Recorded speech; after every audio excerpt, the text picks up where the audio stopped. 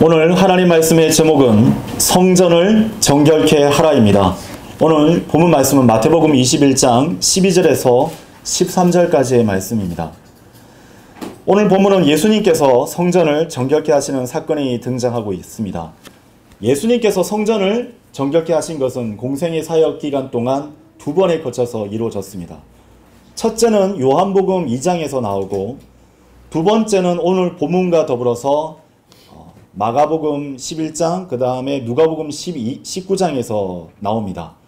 매우 중요한 사건이기 때문에 사복음서에 빠짐없이 등장하고 있는 것을 우리는 볼 수가 있습니다. 이렇게 성전을 두 번에 걸쳐서 정결케 하신 사건은 바로 주님께서 두 번에 걸쳐 오시는 것과 깊은 연관성을 가지고 있습니다. 요한복음 2장에서 첫 번째로 성전을 정결케 하신 일 이전에 기록된 것은 무엇입니까? 카나 혼인잔치에서 물을 포도즙으로 변화시키신 기적이 있었던 것이죠. 신명기 32장 14절에 따르면 포도의 순수와 피인 이 포도즙은 초림 때 흘리실 예수님의 피를 상징합니다. 성전을 정결케 하신 이후에 예수님께서는 요한복음 2장 19절에서 유대인들에게 이렇게 말씀하셨습니다. 이 성전을 헐라. 그리하면 3일 만에 내가 그것을 일으켜 세우리라. 이 말씀은 주님께서 초림 때에 오셔서 십자가에 못 박히실 자신의 몸에 대해서 말씀하신 것입니다. 두 번째 성전을 정결케 하신 일은 무엇이냐 하면은 바로 유대인의 왕으로서 입성하실 때 이루어진 일입니다. 여러분 마태복음 21장 4절에서 5절을 보십시오. 이 모든 일은 예언자에 의하여 언급된 것이 성취되게 하려고 이루어졌더라. 말씀하시기를 너희는 시온에 딸에게 말하여 보라 너희 왕이 너에게 오시는도다. 그는 온유하시고 나귀 위에 앉으시나니 곧 나귀의 새끼인 어린 수 나귀로다 하고 알리라 하셨느니라. 이때 제자들의 온 무리들이 이렇게 외쳤죠. 주의 이름으로 오시는 왕께서 찬양받으시기를 바라노라. 하늘에는 화평이요 가장 높은 곳에는 영광이로다. 누가복음 19장 38절의 말씀입니다. 이는 예수님의 재림 때 가져올 왕국에 대한 말씀입니다. 유대인들이 예수님을 받아들이기만 했다면 보십시오. 초림과 재림은 바로 동시에 일어날 수 있는 사건이 되었을 것이에요. 유대인의 왕으로서 입성하시는 이 장면 이후에 예수님께서는 성전을 정결케 하신 것입니다. 초림과 재림을 나타내는 사건 이후에 모두 성전을 정결케 하시는 일이 성경에 기록되어 있는 것입니다. 이처럼 예수님께서는 성전을 정결케 하시는 일을 그 무엇보다도 우선시하고 계심을 우리에게 알려주고 계신 것이죠. 지금 이 교회 시대에서 잘 아는 바와 같이 구원받은 성도들의 몸이 주님께서 거하시는 성전입니다. 예수님께서는 초림 때 흘리신 자기 자신의 피로 우리의 죄들에서 우리를 씻기시고 거룩하게 하셨어요. 그리고 예수 그리스도의 영, 성령께서 지금 우리의 마음 가운데 내주해 계시죠. 성도 여러분은 이 사실을 분명하게 알고 계십니까? 만일 그러지 못하면 구원의 영원한 보장이 없기 때문에 그 어떠한 사람들도 죽음에 대한 두려움뿐만 아니라 주님께서 기뻐하시는 그 일들을 찾기 위해서 부지런히 애쓰고 또 주님께서 주시는 그 은사들을 통해서 지역교회 내에서 정착하여 하나님께 영광을 돌리지 못하는 삶을 살게 되는 것입니다. 자, 그렇다면 주님께서 두 번째 나타나실 때까지 구원받은 성도가 해야 할 일은 무엇입니까? 바로 하나님의 성전이라 불리는 자기 자신을 계속해서 하나님 앞에 정결케 해야 하는 것입니다. 하나님께서 그것을 우선시 여기고 보고 계시는 거예요. 복음을 전하는 거 무척 좋습니다. 다른 사람들을 구제하는 거 반드시 해야 되는 일이죠. 성도들을 세우고 돌보는 거 해야 합니다. 근데 하나님께서 우리를 구원시키시고 가장 우선시하기를 원하시는 일은 다름 아닌 우리 자신의 몸, 곧 하나님의 성전을 정결케 하는 일이에요. 이 일이 주님께서 가장 관심을 갖고 계시며 우리에게 요구하시는 일이라는 것을 여러분 기억하셔야 됩니다. 요한일서 3장 2절에서 3절에 이렇게 말씀하십니다. 사랑받는 자들아 이제 우리는 하나님의 아들들이라. 그리고 우리가 어떻게 될 것인지 아직 나타나지 아니하나 그분께서 나타나실 때 우리가 그분과 같이 되리라는 것을 우리는 아느니라. 이는 우리가 그분을 그분 그대로 볼 것이기 때문이라. 그리고 바로 그분께서 순수하신 것 같이 그분 안에서 이 소망을 지니는 모든 사람마다 스스로를 순수하게 하느니라. 이런 관점에서 오늘 강론되는 모든 말씀에서 영적인 교훈을 얻는 시간이 되기를 바랍니다. 하나님의 성전을 정결케 하라. 이 명령이 내려진 첫 번째 이유는 무엇입니까? 성전은 거룩한 하나님의 집이기 때문입니다. 본문 마태복음 21장 13절에서 예수님께서는 이렇게 말씀하셨죠. 나의 집은 기도의 집으로 불리리라. 요한복음 2장 16절에서 성전은 예수님께서 이렇게 제시하셨습니다. 내 아버지의 집이라고 하셨어요. 그리고 여기에서는 나의 집이라고 말씀하시면서 예수님께서는 바로 아버지 하나님과 자신을 동등하게 여기시는 것을 피력하고 있는 부분들을 우리는 볼 수가 있죠. 이사야서 6장 3절에서 스랍들은 이렇게 소리쳤습니다. 만군의 주께서는 거룩하시도다 거룩하시도다 거룩하시도다. 바로 주 하나님께서는 그 이름이 거룩하신 분이신 것이죠. 어떤 건물이 성전 곧 거룩한 곳이 되려면 바로 거룩하신 하나님께서 그 안에 거하셔야만 합니다. 왜냐하면 주님께서 거하시는 그곳이 거룩하신 곳이기 때문이죠. 그래서 거룩하신 하나님께서는 이스라엘 백성들에게 자신이 거하는 성막에 대해서 일일이 알려주셨어요. 왜냐하면 주님께서 성막에 거하실 때 성막은 비로소 거룩한 곳이 될 수 있기 때문입니다. 그래서 하나님께서 거하시는 집을 짓고자 했던 다윗의 열망은 솔로몬의 성전으로 완성이 되었어요. 왜냐하면 다윗은 전쟁의 사람, 손이 피 흘리는 데 있기 때문에 하나님께서 적합하지 않기 때문에 바로 솔로몬을 통해서 그것을 완성하도록 이끄신 것입니다. 주님께서 그곳에 임하시자 그 성전은 거룩한 곳, 곧 하나님의 집이라 불리우게 된 것입니다. 그래서 하나님께서 이스라엘을 자신의 집으로 삼으셨던 것이에요. 열왕기상 3장 3절에 따르면 솔로몬은 하나님을 사랑하는 마음으로 시작해서 성전을 건축하였습니다. 그리고 하나님께서는 솔로몬이 지은 전을 주의 전으로 삼아 거룩하게 하셨으며 하나님의 영광이 그 성전에 가득 차 있다라고 성경은 기록하고 있죠. 그러나 목적한 바를 이루었었던 솔로몬은 어땠습니까? 언젠가부터인가 마음이 타락하여서 하나님을 떠나버렸죠. 이스라엘 백성의 마음도 주님으로부터 멀어져 타락하였으며 유대가 멸망할 당시에는 주님께서 하나님의 성전이라 불렸던 그 집에서 어떤 일이 벌어졌습니까? 우상 숭배가 가득했었던 끔찍한 가증함들만이 자리 잡고 있었던 것이에요. 에스겔서 8장 6절에서 주님께서는 이렇게 말씀하셨습니다. 사람의 아들아, 너는 그들이 무엇을 행하는지 보고 있느냐? 무려 이스라엘 집이 여기서 저지른 대단히 가증한 것들이니 나로 하여금 나의 성소에서 멀리 떠나게 하려 하는도다 라고 하고 계십니다. 그러니까 하나님의 집이라고 불렸던 그곳이, 하나님의 영광이 가득했었던 그곳이 그들의 타락과 우상 숭배로 말미암아 하나님께서 떠날 수밖에 없게 되었다라고 성경은 기록하고 있는 것이에요. 결국 하나님의 결단은 무엇이었습니까? 계속해서 합당한 거룩함을 유지할 것을 그들에게 경고하셨지만 그들이 그것을 거부하자 하나님께서는 성전을 완전히 무너뜨려 버렸던 것입니다. 강도들이 소굴이 되어버린 오늘 본문의 성전도 AD 70년경에 돌 하나도 다른 돌 위에 남지 않고 무너져 버렸던 것입니다. 무려 2번에 거쳐서 말입니다. 오늘 본문에 의하면 주님의 집은, 바로 하나님의 집은 기도의 집이어야만 했습니다. 그러나 예수님께서 자신의 집에 들어가셔서 살펴보자 처음 발견하셨던 것은 무엇입니까? 짐승들을 사고 팔고 돈으로 바꾸는 장사체들과 도둑들의 소굴이었던 것이에요. 그 안에서는 하나님에 대한 기도의 향기가 올려져야만 했음에도 불구하고 장사치들이 자 여기 오세요 여기 오세요 하는 그 사고 파는 소리들만 가득했던 것이에요.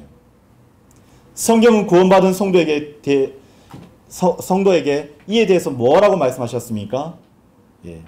베드로전서 2장 9절에 따르면 우리 구원받은 모든 성도들은 선택받은 세대요 왕가의 제사장 단이요 거룩한 민족이요 독특한 백성이라고 말씀하셨어요.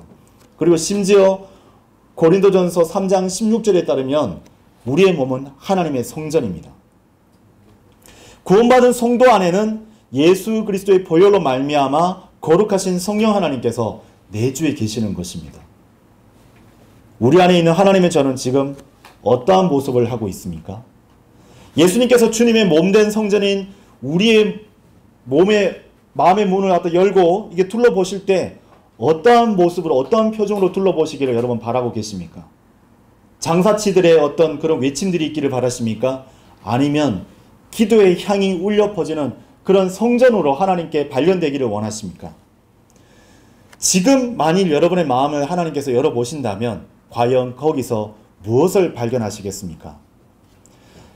만일 우리가 믿지 않는 자들과 멍에를 같이 메고 어둠의 일들로 가득하다면 지금 당장 더러워진 성전을 정결하게 해야 할 것입니다. 말씀이신 예수님께서는 채찍들을 만드셔서 휘두르시고 상을 뒤엎으셔서 더러운 모든 것들을 성전에서 몰아내셨어요. 하나님의 자녀인 우리 자신도 말씀으로 온갖 육신적이고 세상적이고 마귀적인 모든 것들을 우리 안에서 몰아내야 합니다. 여러분 베드로전서 1장 14절에서 15절 말씀을 보십시오. 베드로전서 1장 14절에서 15절입니다. 순종하는 자녀들로서 너희의 무지함 가운데 있던 이전 종욕들에 따라 너희 자신을 맞추지 말라. 그러나 너희를 부르신 분께서 거룩하신 것 같이 너희도 온갖 부류의 생활 방식에서 그와 같이 거룩하라. 이는 기록되기를 내가 거룩하니 너희도 거룩하라 하셨기 때문이라. 우리는 오늘 오후에 나가서 거리에서 복음을 증거할 것입니다. 그러면 우리는 어디에 초점을 맞춰야 됩니까? 교회 다닌다고 저도 하나님 믿어요 라고 얘기하는 사람들을 마주 대하게 될 것인데 가장 중요한 것은 무엇입니까? 바로 우리가 예수님과 어떤 관계를 맺고 있는지에 대해서 그들에게 일깨워줘야 하는 것이에요. 예수 그리스도의 피로 구원받은 성도들도 마찬가지입니다. 한번 구원받는 것으로 그 예수님의 그 피로 구원받는 것으로 그치는 것이 아니라 우리 자신이 어떠한 관계를 하나님께 맺고 있는지를 뒤돌아볼 필요가 있는 것이에요. 하나님께서 이때에 우리에게 주신 명령은 무엇입니까? 내가 거룩하니 너희도 거룩하라입니다. 이것이 첫 시작이고 여기서부터 주님과의 관계가 형성이 되는 거예요. 이 말씀으로 우리의 모든 마음을 완전히 뒤바꿔야 합니다. 뒤엎어버려야 돼요. 하나님께서는 그렇게 성도 여러분을 정결케 하는 것을 바라고 계시는 것이에요. 이것을 여러분은 얼마만큼 지금까지 깨닫고 각성하고 마음에 새기면서 살아오셨습니까? 성도 여러분의 몸이 하나님의 것이라고 지금 하나님께서 말씀하고 계시는 것입니다. 여러분 예전에 초등학교 다닐 때 이 손톱 검사를 여러분 했었던 기억이 있으십니까? 요즘도 하고 있나요? 저는 초등학교 다녔던 아이들한테 물어보지는 못했습니다.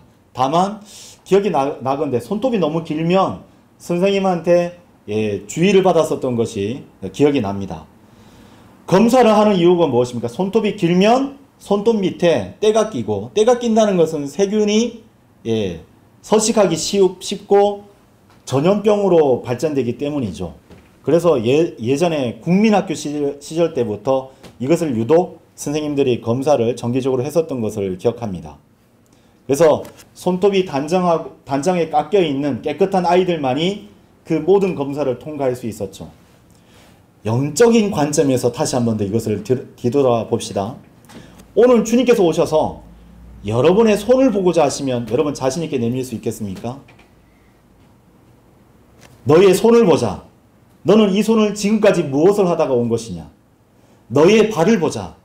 내 손과 발이 있는 이 더러움은 과연 무엇 때문이냐라고 물어보신다면 여러분은 뭐라 대답하겠습니까? 세상에 험한 것을 쫓아다니다가 더러워진 손과 발은 예수님 앞에 부끄러워서 차마 내밀지도 못하게 될 것입니다.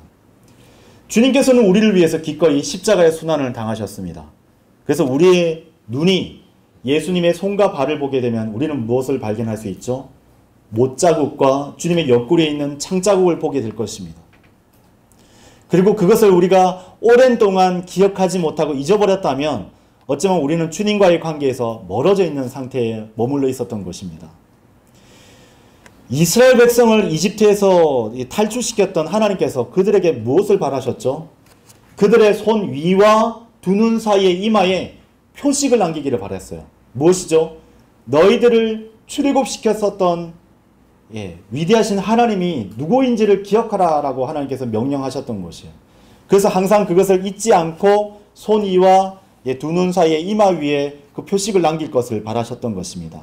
그래서 다른 사람들이 보더라도 나를 볼 때에 내 표식을 보고 또 내가 일할 때 내 손 위에 있는 표식을 보고 나를 구출해 주신 하나님을 찬양하자라고 마음에 새기게끔 하나님께서 평생 지워지지 않는 표식을 남기기를 바라셨던 것이에요. 여러분, 표범을 한번 떠올려 보십시오. 표범은 자신의 영역을 외부의 적으로부터 알리기 위해서 나무에 표식을 남깁니다. 날카로운 발톱으로 나무에 표식을 남기는 것이죠. 성경에서 나무는 곧 사람을 비유합니다. 그리고 표범은 성경에서 찾아보면 적 그리스도를 나타내고 있죠. 대환란 때 적 그리스도는 자기의 사람들에게 이 표식을 남깁니다. 어떠한 표식입니까? 적 그리스도의 숫자인 666입니다. 적 그리스도는 이 숫자를 자기를 따른 자들에게 이 표식을 남길 것이에요. 사탄은 대환란 이전에 휴거를 눈앞에 두고 있는 우리에게도 이 사탄의 표식을 남기기 위해서 끊임없이 시도한다는 사실을 여러분 알고 계십니까? 울부짖는 사자처럼 두루다니면서 그 표식을 우리에게 남기기를 원해요. 마귀는요, 육신의 안일함과 쾌락과 세상의 명예와 부를 쫓아 살아가는 그 모든 성도들에게 그 대가로 성도들의 몸에, 육신적인 성도들의 몸에 사탄의 이니셜인 S자국을 남깁니다. 이건 내 거야. 그런데 여러분, 결코 그러한 일은 일어나서는 안 되는 일입니다. 어떠한 대가를 치러서라도 여러분, 사탄이 여러분에게 표식을 남기는 것을 거부하고 뿌리치고 달아나셔야 합니다. 우리에게는 주 예수 그리스도의 이름만이 새겨져 있어야 되는 것이죠. 여러분, 고린도전서 6장 19절에서 20절 말씀을 찾아보시길 바랍니다. 고린도전서 6장 19절입니다.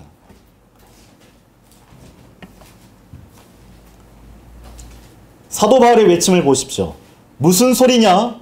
너희 몸이 너희 안에 계시는 성령님의 전, 곧 너희가 하나님께로부터 받은 성령님의 전인 것과 너희는 너희 자신의 것이 아니라는 것을 너희가 모르느냐? 이는 너희가 값을 치르고 산 바가 되었기 때문이라. 그러므로 너희의 몸과 너희의 영 안에서 하나님께 영광을 돌리라. 그것들은 하나님의 것이라. 여러분, 필라델피아 교회 시대의 빌리 썬데이를 알고 계십니까? 이 사람은 1800년도 때 굉장히 유명했었던 외야수였어요. 굉장한 이렇게 요즘으로 따지면 박찬호급으로 유명했었던 사람입니다.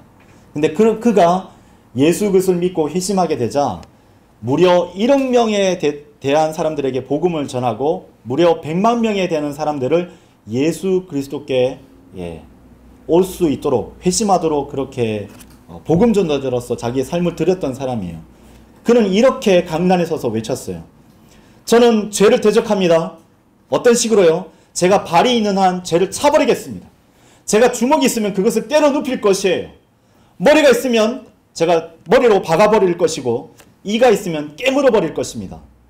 제가 늙어서 병약해서 주먹도 발도 그리고 제 머리로도 이빨이 없게 되면 저는 제 본향에 도달할 때까지 제 잇몸으로라도 싸워서 죄와 맞서 이길 것입니다. 라고 외쳤어요.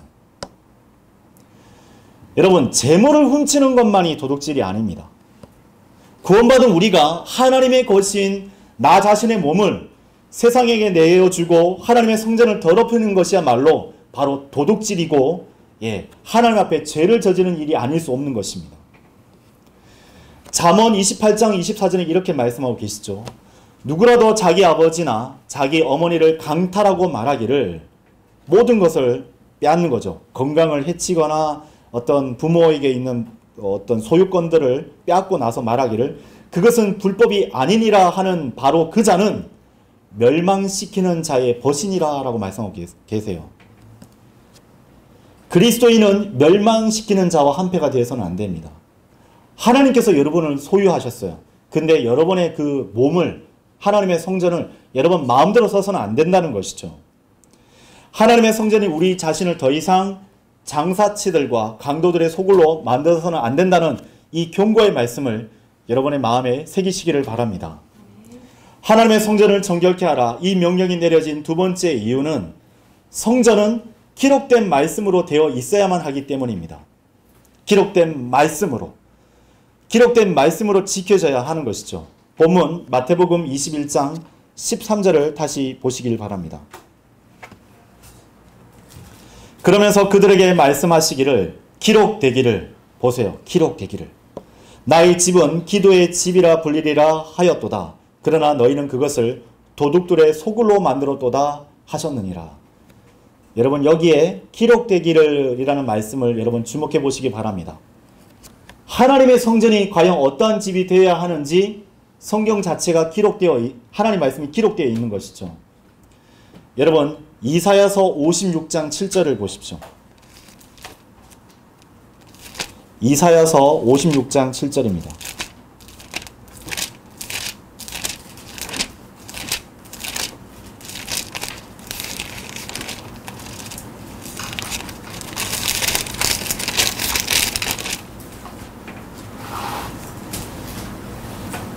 바로 그들을 나는 나의 거룩한 산으로 데려가서 그들이 나의 기도의 집에서 즐거움으로 충만하게 만들게노라. 하나님께서 얘기하셨어요. 나의 기도의 집, 바로 그 성전을 일컬어서 말씀하신 것이죠. 그들의 번제물들과 그들의 희생 제물들이 나의 제단 위에 기꺼이 받아들여지리라. 이는 나의 집이 모든 백성을 위한 기도의 집으로 불릴 것이기 때문이라고 말씀하고 계십니다. 성전에서 사고 파는 모든 사람들은 기록된 이 하나님의 말씀을 사사롭게 해석하고 받아들인 사람들이에요. 기도의 집이어야 되잖아요. 근데 장사하고 도둑질하는 장소로 만들어버렸던 것입니다. 소위 성경대로 믿는다라고 자부하는 사람들이 그렇게 했었던 것이에요. 실제로는 기록된 하나님 말씀대로 행하지 않은 것입니다. 하나님께서 이 성경을, 이 마지막 때 이 성경을 어떻게 해야만 받아들인다고 말씀하셨습니까? 영어 킹제임스 성경이 번역해야만 하나님께서 받아들인다고 약속해 주셨어요. 킹제임스 성경만이 성경 66권으로서 하나님께서 받아들인다고 하셨습니다. 표준 원문과 원문을 얘기하는 그 원문주의자들이 번역하는 성경은 하나님께서 성경이라고 말씀하지 않았어요. 그래서 피터 러크만 목사님은 오늘날 대학 강단에서, 신학교 강단에서 원문을 주장하면서, 최초의 원문 또는 원문을 주장하면서 영어 킹제임스 성경을 고치려고 시도하는 모든 배교한 신학자들에 대해서 자신이 하나님 말씀을 지키는 셰퍼트라고 얘기하면서, 무릎 뜯겼다라고 얘기하면서 수많은 책들의 그 기록을 남겼죠. 근데 성경침례교회 이송호 목사는 그 책들을 번역한다고 하면서 어떤 일을 저질렀습니까? 이 조직신학 책에도요, 굉장히 많은 분량이 영어 킹제임스 성경에 대해서 얘기하고 있는데 그것을 싹 다 없애버렸습니다. 그리고 하나님의 신성에 관련된 부분들부터 증거를 하고 있어요. 하나님께서 그 모든 사역을 인정하지 않는 것입니다. 사사롭게 해석하고 자기 위주로 받아들이겠던 것이죠. 만약 그렇게 이해했다면 사실상 한글 킹제임스 성경과 또 흠정역은 하나님 보시기에 하나님께서 기뻐 받아들이지는 성경이 아님을 스스로 입증해버리는 경우가 되기 때문입니다. 단지 사람들 스스로가 만든 자신들의 전통인들이 있어요. 그것을 지키기 위해서 하나님 말씀을 스스로 폐기하는 사람들이 도처에 있는 것입니다. 왜요? 성경을 팔아야만 돈이 되기 때문이죠. 그 증거가 바로 오늘 우리가 보고 있는 이 본문입니다. 수석 제사장들과 서기관들은 자신들이 율법을 잘 지키고 거룩한 사람들이라고 위세를 부렸어요. 하지만 그들은 무엇이죠? 위선자라고 하나님께서 말씀하셨습니다. 회칠한 무덤이라고 말씀하셨어요. 잘 꾸며져 있는 무덤, 곧 거기에 썩어 있는 시체들로 가득해서 악취가 풍기는 무덤이라고 말씀하고 계십니다. 그 수석 제사장들과 서기관들은 성전이 강도들이 소굴이 되고 있는데도 불구하고 그것을 그대로 방치한 것입니다. 무엇 때문에요? 돈 때문에. 자신의 배를 하나님이라고 믿고 섬기고 있기 때문입니다. 예수님 눈에는 그것이 강도들의 소굴이었는데 그들의 눈에는 그렇게 보지 않았던 것이에요. 자기들도 복음을 외치고 성경을 사랑한다고 얘기하고 있다라고 위선을 떨고 있는 것이에요. 그러나 그들은 하나님 앞에서 위선자로 발견되었던 것입니다. 왜 그런 줄 알고 계십니까? 사실상 그들은 하나님 말씀을 사랑한 것이 아니라 하나님 말씀을 통하여 자신의 지위, 명예, 부를 소유했기 때문입니다. 성전이 말씀대로 지켜나가는 것에 그들은 관심이 없었어요.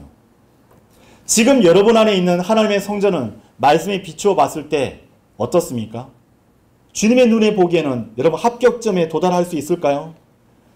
성전은 하나님의 임재를 하시는 곳이기 때문에 그러기 위해서는 하나님의 말씀으로 지켜져야만 합니다. 여러분 광야의 성막을 한번 떠올려 보실 수 있을까요? 출애굽기 25장 9절에 따르면 하나님께서는 성막에 대해서 친히 모든 규례들을 하나하나 다 알려주셨어요. 한 땀 한 땀 따는 모든 천 조각들, 모든 기명들에 대해서 어떻게 할지를 알려주셨습니다. 내가 너에게 보일 모든 것에 따라 성막의 양식과 그것의 모든 기구들의 양식을 본떠 너희는 바로 그와 같이 그것을 만들지니라. 그렇게 교회를 치리하고 행정하기를 바랐던 것입니다. 모세가 성막을 만들고 세우는 모든 일은 정확하게 하나님의 말씀에 따라 마쳤을 때에 비로소 하나님께서는 그 성막이 임하셨고 하나님의 영광이 성막을 가득 채웠다고 출애굽기 40장 34절은 말씀하고 계세요. 근데 이 반대로 얘기하면 무엇입니까? 만일 그 성막과 성전이 하나님의 말씀대로 따르지 않게 되면 하나님의 영광이 떠나버릴 수밖에 없다고 성경 우리에게 알려주고 있는 것입니다. 말씀 그대로 지어지고 말씀 그대로 지켜져야만 그 안에 하나님께서 거하시겠다라고 성경 우리에게 알려주고 계시는 것이에요. 이 성막의 뜰 안에는 놋제단이 있습니다. 그 다음에는 물두멍이 있고요. 성전 안에는 금으로 된 등잔대와 빵을 차려놓은 상과 분향제단이 있습니다. 휘장대의 지성소 안에는 언약궤가 있고 그 위에는 자비의 자리가 있어요. 대제사장은 어떻습니까? 분향제단에서 취한 불로 피운 향기가 나는 향료를 가지고 그 앞으로 나아가야 돼요. 이 모든 성막의 모습은 구원받은 하나님의 성전된 성도들이 어떠한 삶을 살아야 하는지를 우리에게 알려주고 있는 것입니다. 영혼이 불타오르는 지옥의 불로부터 구원받은 것에 대해서 여러분 진정 매일 매순간 감사와 찬양을 하나님께 올려드리고 계십니까? 제단에서 자신의 죄를 대속하는 희생제물이 타고 있듯이 성도의 마음은 자신을 위해 대신 진노의 형벌을 받으신 주 예수 그리스도를 향한 첫사랑으로 항상 충만해야 합니다. 물두멍에서 제사장들이 발을 씻은 것처럼 성도들은 매일 말씀에 의한 물로 자기 자신을 정결하게 씻고 하나님께 나아가야 합니다. 하나님께서 공급하시는 생명의 빵인 말씀을 먹고 영적인 힘을 얻어 하나님 앞에 강건해져서 하나님께서 위탁하신 그 일을 넘치게 수행해야 합니다. 그러기 위해서는 무엇이 필요하죠? 성경을 읽어야 돼요. 공부해야 됩니다. 금으로 된 등잔대의 빛이 식탁 위에 차려진 빵을 비추듯이 성령님의 조명을 받아야 합니다. 그렇기 때문에 하나님께서 주신 바른 성경이 필요한 것이에요. 진리의 말씀에 근거한 기도의 향이 성도 안에 가득해야 합니다. 이것 없이는 아무도 하나님 앞에 나아갈 수 없습니다. 우리 안의 성전은 지금까지 기록된 말씀에 따라서 말씀대로 온전하게 지켜지고 있습니까? 거룩하신 하나님께 나아가기 위해서 자신을 정결케 하는 어린 양의 보혈과 말씀의 물은 항상 제자리에 있었습니까? 향로에서는 합당한 향기가 피어나고 있었나요? 촛대의 불은 항상 켜져 있었기 때문에 그 빛은 66건의 빵을 비추고 있어야 됩니다. 하나님의 말씀과 성령님의 조명과 하나님께 드려지는 진실의 기도의 향기로 우리는 충만해야 합니다. 그것을 하나님께서 지금 여러분의 모든 마음을 감찰하시고 살펴보고 계십니다. 바로 하나님께서 알려주신 이 기록된 성경 말씀대로 되어 있는지를 지금 하나님께서 체크리스트를 이렇게 하나하나 체크하시면서 살펴보고 계시는 것이에요. 또한 하나님의 몸으로서의 이 성전은 고유한 특성이 있습니다. 그것은 바로 살아있는 유기체로서 자라간다는 점입니다. 여러분 에베소서 2장 20절에서 22절을 보십시오. 에베소서 2장 20절에서 22절입니다.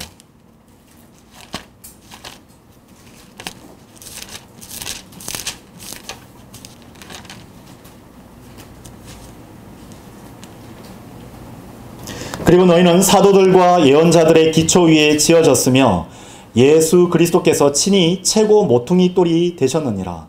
그분 안에서 건물 전체가 다같이 적합하게 틀이 맞추어지고 주 안에서 하나의 거룩한 전으로 자라가느니라. 우리 하나하나가 성전인데 우리 모두가 다 또 유기체적으로 틀이 딱딱 맞아떨어져서 하나님 안에서 하나의 거룩한 전으로 자라가고 있다고 성경은 말씀하고 계시죠. 22절 그분 안에서 너희 역시 성령을 통하여 하나님의 거처로 함께 지어져 가느니라 라고 되어 있습니다. 여러분 이 성전이 이 거룩한 성전이 어떻게 지어가야 되는 줄 알고 계십니까? 무엇이 필요할까요? 반죽이 희석되어서 벽돌 하나를 쌓듯이 우리는 말씀의 순수한 젖이 필요합니다. 여러분 베드로전서 2장 2절에서 6절에 그 답이 있음을 우리는 발견할 수가 있습니다. 베드로전서 2장 2절에서 6절을 보십시오. 갓난 아기들로서 말씀의 순수한 젖을 열망하라. 이는 너희로 하여금 말씀으로 자라게 하려 함이라. 여러분 이건 이례적인 것이 아닙니다. 이제 내가 이만큼 성장했으니까 이거는 나한테 필요 없어. 그거 아니에요. 우리에게 필요한 것이에요. 주께서 은혜로우시다는 것을 너희가 맛보았다면 그리하라. 정녕 사람들에게는 배척받았으나 하나님께는 선택받은 보배롭고 살아있는 돌이신 그분께 나아오나니 너희 역시 살아있는 돌들로서 영적인 집으로 지어지며 예수 그리스도를 통하여 하나님께 기꺼이 받아들이실 만한 영적인 희생 제물들을 바치는 거룩한 제사장단이 되었느니라. 이러한 이유로 그것이 보라 내가 택함받고 보배로운 최고 모퉁이 돌을 시온에 두노니 그를 믿는 자는 당혹스럽게 되지 아니하리라 하는 성경 기록 안에도 들어있느니라 라고 말씀하고 계십니다. 여러분 우리는 구원받았을 때 살아있는 유기체적인 돌들로서 자라가는 영적인 집의 그 일부가 되었던 것입니다. 우리 각자가 살아있는 돌들로서 귀중한 산돌이신 예수 그리스도 안에서 하나님의 말씀으로 자라가야만 하는 것입니다. 근데 만일 우리가 말씀에 비추어서 이 말씀을 먹고 성장하는 일에 게으르다면 어떤 일이 벌어지게 될까요? 그러면 건물 전체가 기울어지게 될 것입니다. 우리가 이제 두 다리가 있는데 어릴 때에 왼쪽 무릎이 어떤 교통사고를 당해서 마땅히 자라나야 될 시기의 그 성장점에 대한 그 부분들이 많이 파괴당했다면 어떻게 될까요? 그러면 한쪽 다리는 성장하지 못하고 한쪽 다리는 자라나려 보면 이렇게 쩔뚝쩔뚝 걸으면서 걷게 될 것입니다. 우리는 사고로 인해서 그러한 장애를 갖고 있는 사람들을 보게 되죠. 자, 이 두 다리가 있는데 한쪽 다리만 자라간다면 몸 전체는 마치 장애를 갖고 있는 사람 마냥 사람들한테 판정받게 될 것이 분명합니다. 성도 여러분이 말씀을 읽고 공부하는 것에 게을러서 예수님에 대한 첫사랑이 식어지고 말씀을 삶 가운데 적용하는 것에 게을러서 자신의 믿음이 자라가지 못한다면 그것은 여러분 자신의 믿음의 문제가 아니에요. 그것은 하나님의 몸인 교회 전체를 기울어지게 만드는 일이 되고 말 것입니다. 건물 전체가 다같이 적합하게 틀이 맞추어지고 주님 안에서 하나의 거룩한 전으로 자라가야 한다는 하나님의 말씀을 거역하는 죄를 범하는 것임을 여러분 아셔야 됩니다. 그래서 성경은 계속해서 우리에게 권면하고 있는 것이에요. 그러나 은혜 안에서와 우리 주 곧 구원자 예수 그리스도의 지식 안에서 성장하라. 그분께 영광이 지금뿐 아니라 영원에도 있기를 바라노라. 아멘. 베드로후서 3장 18절의 말씀입니다. 여러분 성령께서 강력하게 역사하셔서 여러분이 귀가 열려 있다면 지금 두 귀를 활짝 열어 여러분 이 말씀을 경청하십시오. 교회 건물은 그 안에서 성령의 전인 성도들이 들어와서 하나님을 영과 진리 안에서 경배드리는 시간에만 하나님의 집이 될 수 있는 것이에요. 6일 동안 세상의 모든 범죄를 저지르고 나서 잘 갖춰 입은 옷을 가지고 이 자리에 나왔다고 한들 하나님께서 우리를 기뻐 받으시는 것이 아닙니다. 지금 둘러보세요. 정말 성도들의 피와 땀으로 이 건물이 만들어졌잖아요. 이 지금 예배 처소가 만들어졌잖아요. 근데 우리는 지금 안타깝게도 주일 단 하루만 몇 시간만 여기서 예배를 드립니다. 그럼 나머지 시간은 어떻습니까? 여기는 비어 있는 거예요. 우리가 계약이 만료됐고 다른 장소로 이전하면 여기는 어떻게 될 것일까요? 되는 것입니까? 뭐가 들어올지 모르죠. 예전에는 여기가 학원이었다고 제가 들었습니다. 근데 지금 주님 안에서 어린 양의 피로 구속받은 성도들이 들어와서 하나님께 예배드리는 예배 처소가 되었고 교제를 나누는 아름다운 장소가 되었어요. 마찬가지예요. 우리가 우리 몸을 하나님께 드리지 못하면 우리는 하나님의 전이 될 수가 없습니다. 하나님께서 거하시는, 하나님께서 기뻐 받으시는 성전이 될 수가 없는 것이에요. 하나님의 집이라는 말은 하나님께서 그 안에 계셔야만 성립될 수가 있습니다. 하나님께서 떠나버리시면 그곳은 더 이상 하나님의 점이 될 수가 없어요. 그 사실을 명심하시고 자신을 뒤돌아보는 귀한 성도들이 되시기를 바랍니다. 하나님의 성전을 정결케 하라. 이 명령이 내려진 마지막 세 번째 이유는 무엇입니까? 여러분, 성전은 정결하게 지켜져야만 합니다. 왜냐하면 빼앗고 멸망시키는 자가 있기 때문입니다. 바로 성도의 대적인 사탄을 여러분 기억하셔야 됩니다. 여러분, 요한복음 10장 8절의 말씀을 보시겠습니다. 요한복음 10장 8절입니다.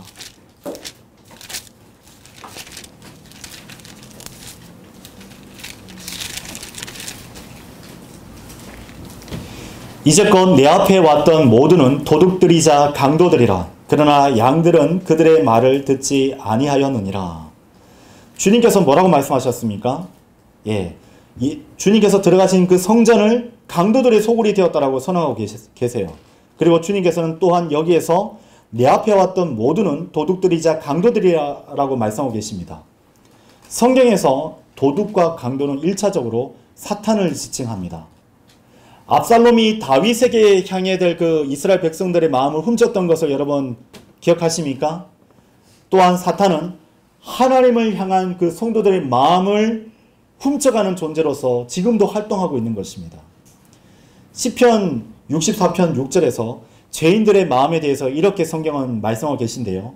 그들은 죄악들을 샅샅이 뒤지나니 그들이 부지런히 찾나이다. 그들 각자의 속생각과 마음이 모두 깊나이다 라고 말씀하고 계십니다.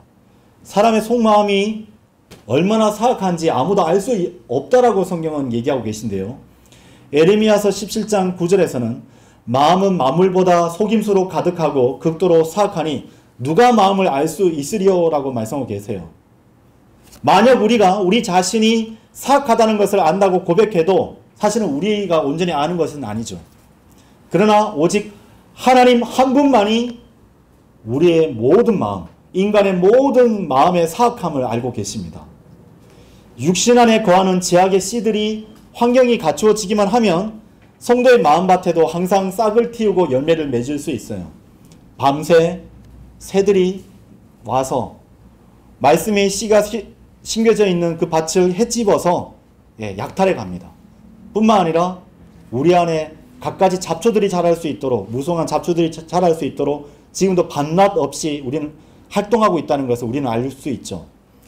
그렇기 때문에 성경 이렇게 말씀하고 계시는 것입니다.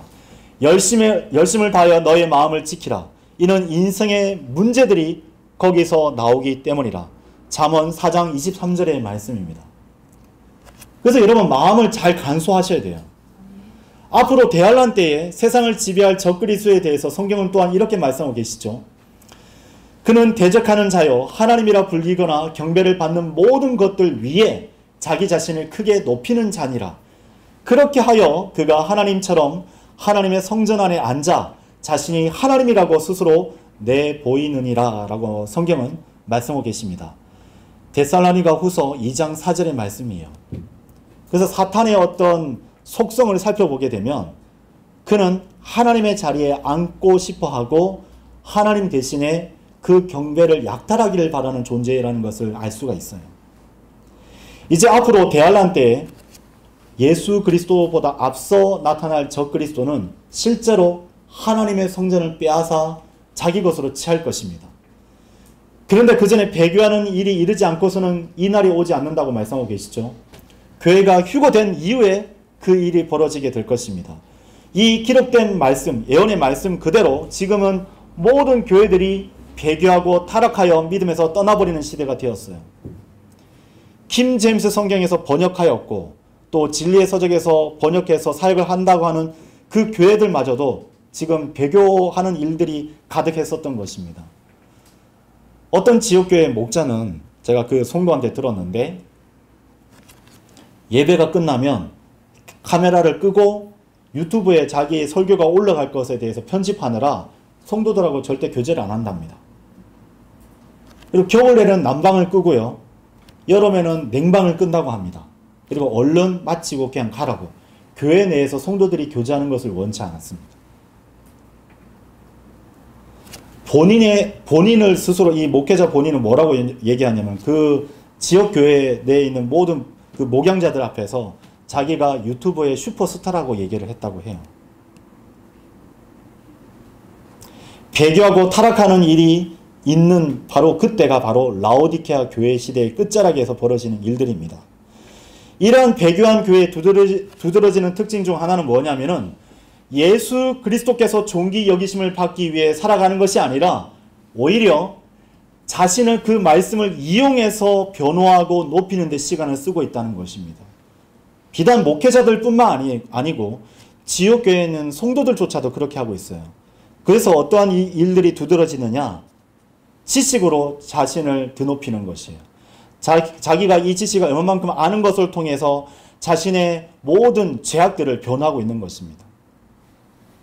구원받은 우리는 하나님의 성전입니다. 그렇다면 우리의 마음의 보좌에는 누가 앉아 있어야 되는 것이죠? 주 예수 그리스도께서 앉아 계셔야 됩니다. 그런데 사탄은 그 자리를 호시탐탐 노리고 있는 것입니다. 지금 여러분의 마음의 보좌에는 진정 누가 앉아 있는 것입니까? 누가 앉아 있는 거예요? 그 마음의 중심에 지금 누가 앉아 있는지를 여러분 진단해 보셔야 됩니다. 여러분 자동차 시동이 잘 안 걸려요. 에어컨도 잘 안 나옵니다. 차가 이동할 때 갑자기 좀 미심쩍은 소리를 내면서 더더덕 막 소리를 내요. 오르막길에 올라갈 때도 제대로 출력도 안 나옵니다. 그러면 여러분 어떻게 하셔야 될까요? 전문가가 있는 자동차 정비센터를 방문하겠죠. 그러면 정비센터에 있는 사람들이 뭐 엔진 오일이다, 점화 플러그 때문에 그렇다, 아니면 어떤 전기 개통, 연료 개통, 기타 등등의 모든 문제들을 진단해서 부품을 교체할지 말지를 갖다 얘기하고 예, 그러면 교체해 주십시오. 그러면 비용을 지불하면 어떻게 됩니까? 고침을 받잖아요. 그리고 다시 이 뜨거운 여름날 폭염이 막 내려지는 날 에어컨이 작동이 안 됐는데 시동을 걸자 시원한 바람이 불어옵니다. 그러면 만족하죠. 아, 잘 고쳤구나. 오늘날 성령 하나님께서도 이 말씀을 통해서 우리를 진단하기를 원하고 계십니다. 그 마음의 보좌에 친구나 사랑하는 아내 또는 남편, 자신의 자녀, 아니면 목양자, 성경교사, 찬양 인도자, 찬양 반주자, 누가 그 자리를 대신 차지하고 있는 것입니까? 심지어 어떤 성도는요, 변개되었다고 판정된 성경마저도 우상으로 삼는 경우가 있어요. 그것은 세상 사람들이 그러한 것이지 예수님의 피값으로 구원받고 오늘날 이 마지막 때를 살아가고 있는 성도들에게 요구되어서는 안 되는 것입니다.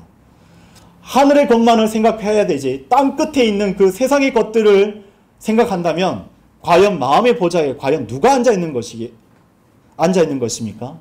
세상으로 향하는 마음으로 가득 차 있으면서 동시에 하나님의 이름으로 일컬어지는 이곳에까지 와서 주님 앞에 서서 이렇게 말합니다. 우리가 이 모든 가증함들을 행하도록 구출되었나이다. 그렇게 말하는 사람에게 하나님께서 이렇게 응답하십니다.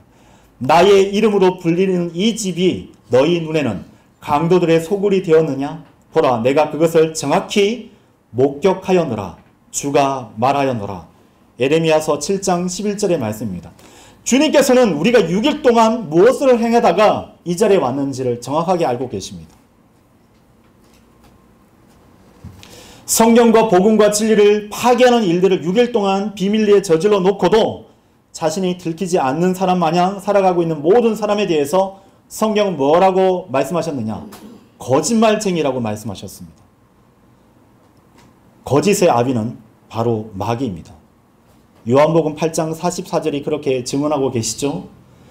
또한 거짓말의 대가는 죽음입니다. 로마서 6장 23절이 그렇게 증언하고 계시죠?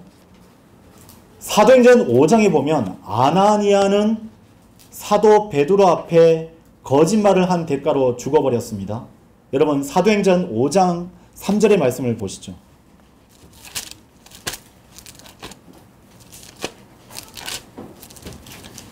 사도행전 5장 3절에서 4절입니다.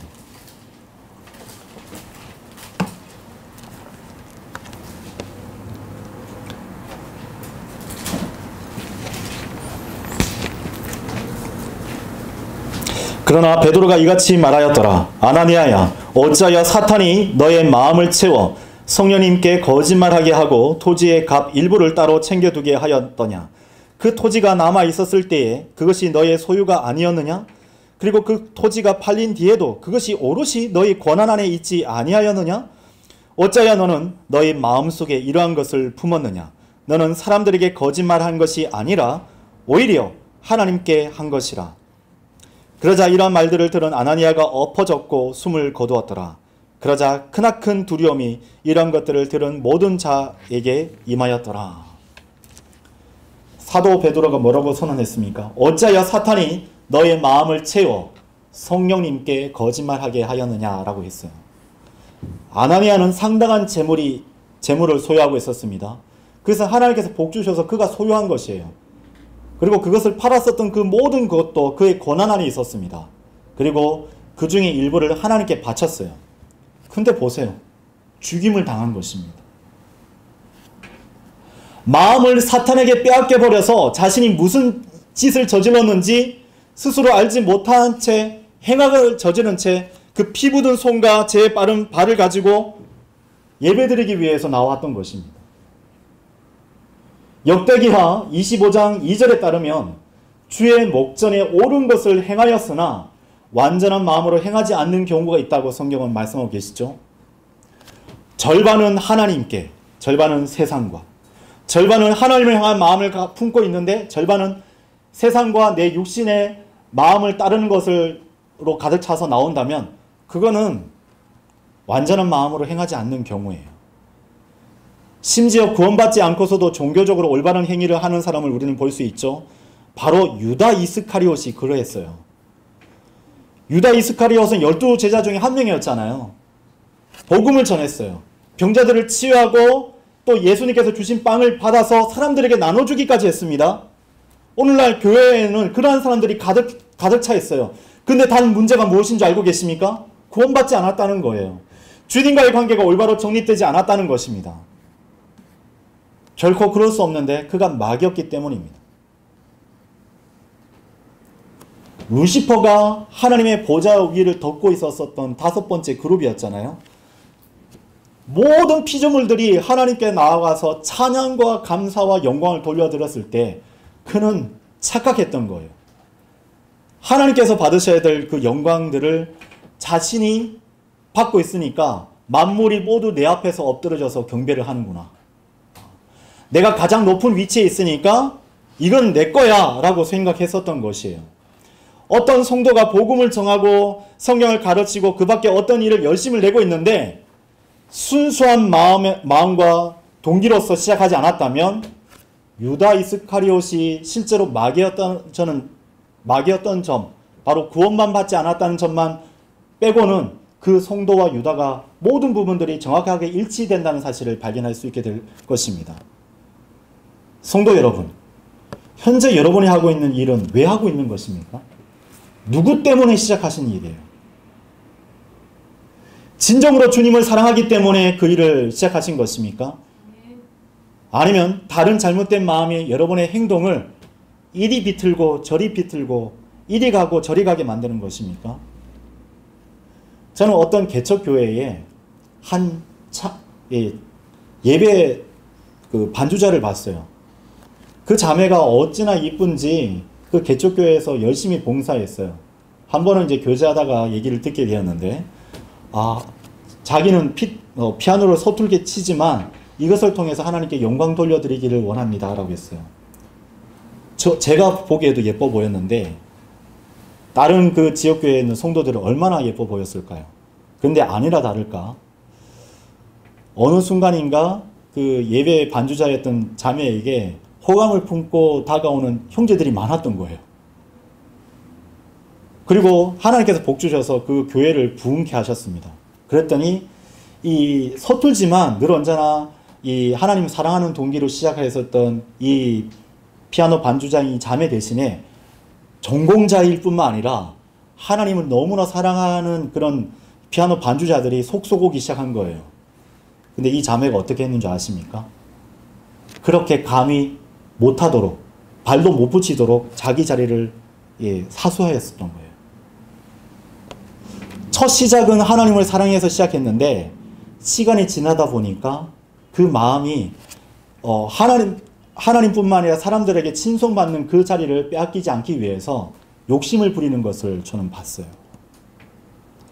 성경에서 말씀하시는 잘못된 마음은 무엇을 가르치는 것이죠? 하나님 대신에 다른 무엇인가로부터 사랑을 받고 또 칭송을 받도록 애쓰는 마음, 그 모든 것들이 잘못된 것입니다. 세상의 복, 세상의 인정을 받기 위해서 또 그것을 위해서 추구하고 있는 마음은 무엇이죠? 성경에서 그것을 기복신앙이라고 가르쳐주고 계세요.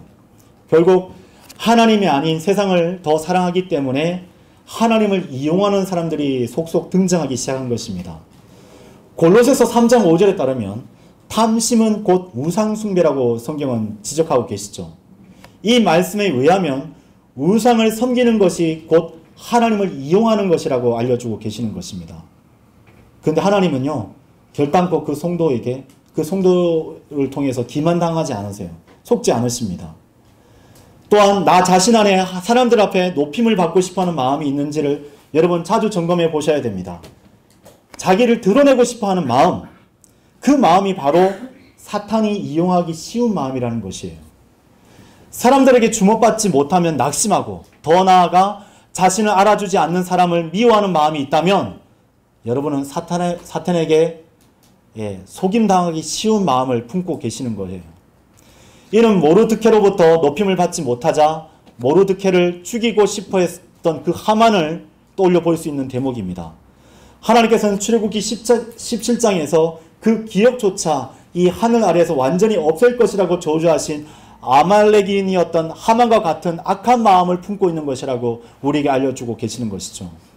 이것은 교회 시대에 주 예수 그리스도께서 무려 2번이나 증오하신다고 말씀하신 니콜라파의 교리로 발전하여 깊숙이 침투해 있는 과정을 얘기하는 것입니다. 여러분, 목사는 성도를 섬기라고 세워진 직분이지 성도를 지배하는 자리가 아닙니다. 성도의 징계는 마음대로 취하면서 정작 성경이 말씀하시는 바 목자의 징계는 성도가 아니라 오직 하나님만이 할 수 있는, 처리할 수 있는 영역이라고 선을 긋고 말하는 것은 신약 성경 어디에도 없는 거짓 교리예요. 또한 여러분이 다른 성도들을 시기하는 마음이 있다면 마귀로부터 키질당하기 좋은 마음을 품고 있다는 사실을 기억하셔야 돼요. 자기가 갖지 못한 것을 소유하고 있는 사람, 자기가 하지 못한 일을 하고 있는 사람을 시기하는 마음이 있다면 여러분 매우 위태로운 상황 가운데 여러분 놓여져 있는 것입니다. 탐심, 교만, 시기, 이것을 성경에서는 뭐라고 얘기냐면 죄의 삼위일체라고 일컬고 있어요. 한마디로 말해서 사탄의 본성을, 속성을 주장하고 있는 것이죠. 우리 안에 성전 보좌에 삼위일체이신 주 하나님의 자리만이 굳건히 있어야 되는데 만일 탐심이나 우상숭배나 또한 시기심으로 가득 차고 있다면 우리는 예수님이 아닌 다른 어떠한 존재에게 그 자리를 내어주고 있는 것입니다. 그래서 성경이 말씀하시는 올바른 마음의 토양을 갖추고 있는 마음은 무엇이죠? 여러분, 갈라디아서 1장 10절을 보십시오. 갈라디아서 1장 10절입니다.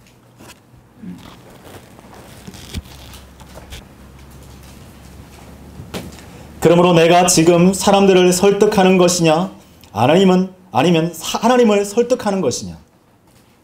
이 사도 바울이 얘기했는데 저도 사도 바울의 심정으로 여러분을 얘기하고 있는 거예요. 제가 여러분을 설득하고 있는 것입니까? 아니면 하나님을 설득하는 것입니까?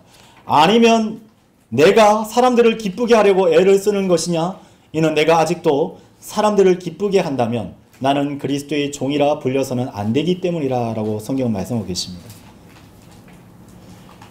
고린도전서 14장 26절은 모든 것들이 행하여져서 세우는 것에 이르게 하라라고 말씀하고 계세요. 자신을 기쁘게 하려는 것도 아니고 사람들을 기쁘게 하려는 것도 아니고 오직 말씀과 진리 안에서 성도들의 미움을 세움으로써 하나님만을 기쁘시게 하려는 마음이, 그것이 하나님께서 기뻐 받아들이시는 마음인 것을 여러분 기억하셔야 됩니다. 성경과 성령님께서 매 순간 우리의 마음을 판별하고 계십니다. 킹제임스 성경을 거절하는 자들은 겉으로 볼 때 아무리 거룩하고 경건한 종교 생활을 유지하고 있나 할지라도 하나님께서 그들의 마음의 동기를 알고 계세요. 그래서 그리스도의 심판석 앞에서 어떠한 것도 그들은 보상을 받을 수 없는 지경에 도달하고 있는 것입니다. 성도 여러분은 킹제임스 성경이 제시되었을 때 하나님께서 쓰신 이 성경을 붙들었죠. 그렇죠? 그리고 진리의 말씀으로 성별하였어요. 그리고 하나님을 향한 마음의 동기가 참되었기 때문에 지금 이 자리에 있는 것입니다. 그렇다면 이제 저는 여러분에게 한 가지 질문을 드리겠습니다. 지금도 여전히 성경이 제시하고 계시는 그 올바른 마음으로 하나님을 섬기고 계십니까? 사람들을 기쁘게 하려고 나 자신을 기쁘게 하기 위해서 하지 않고 오직 하나님 한 분만을 바라보고 하나님을 기쁘시게 해드리려고 하고 계십니까? 그래서 지금 그 어떠한 모든 것들도 희생하고 그 가치를 보존하기 위해서 지금 이 자리에 나와 계십니까? 그래서 하나님께서 이제 우리의 마음을 활짝 열고 보실 때에 전혀 거리낌이 없는 마음의 상태를 유지하고 계십니까? 그 마음의 중심에 지금 누가 있는지를 살펴보는 여러분이 되시기를 바랍니다. 이 설교의 결론을 맺겠습니다. 역대기야 29장 16절에 따르면 제사장들이 주의 집이라 일컫는 그곳으로 안쪽 깊은 영역으로 들어가서 그들이 직접 확인하고 발견한 모든 불결한 것들을 주의 집 바깥 뜰에 가져와서 정결케 하는 과정이 등장합니다. 우리 오늘 본문을 통해서 예수님께서는 성전의 겉모습만 보고 가시지 않으시고 성전 안에 들어가셔서 둘러보신 광경을 우리는 보고 있죠. 예수님께서 우리 각자의 마음에서 자라나는 악한 모든 것들을 말씀의 칼로 쳐내고 주님 앞에 올바로 행하려는 마음의 의지를 원하고 계십니다. 시편에서 다윗은 자신의 마음의 결심을 이렇게 밝히고 있어요. 오 하나님이여 저를 살피시어 제 마음을 아소서, 저를 시험하시어 저의 생각들을 아소서, 그리고 혹 제 안에 어떤 사악한 길이 있는지 보시고 저를 영원한 길로 이끄소서. 시편 139편 23절에서 24절의 말씀입니다. 성경이 무엇라 말씀하시는지 알면서도 실행하지 않는 사람은 바이블 빌리버, 곧 성경대로 믿고 실행하는 그리스도인이 아닙니다. 바른 성경이 있다는 것은 그것을 믿고 행동으로 입증하라고 명령과 함께 주어져 있는 것이에요. 총과 칼이 지급되어 있는데도 불구하고 그것을 쓰지 않겠다라고 뒤로 물러나는 사람이 있다면 그를 선별하여서 뽑은 군사로 뽑은 하나님을 기쁘시게 해드리는 종이 아님을 스스로 자인하는 것입니다. 그러하기를 포기하고 앉아있는 사람들이 모여있다면, 만일 그러한 어떤 교회가 있다면 과연 하나님께서 그곳에서 무슨 영광을 취하실 수 있겠습니까? 우리를 부르시고 입히시며 이끄시고 돌보시고 훗날 우리를 평가하시는 분은 하나님 한 분뿐이라는 사실을 여러분 잊지 마시기를 바랍니다. 하나님만을 두려워하고 그분을 다시 뵐 날을 대비하는 성도들이 되기를 바라며 이 설교를 마치겠습니다. 감사합니다.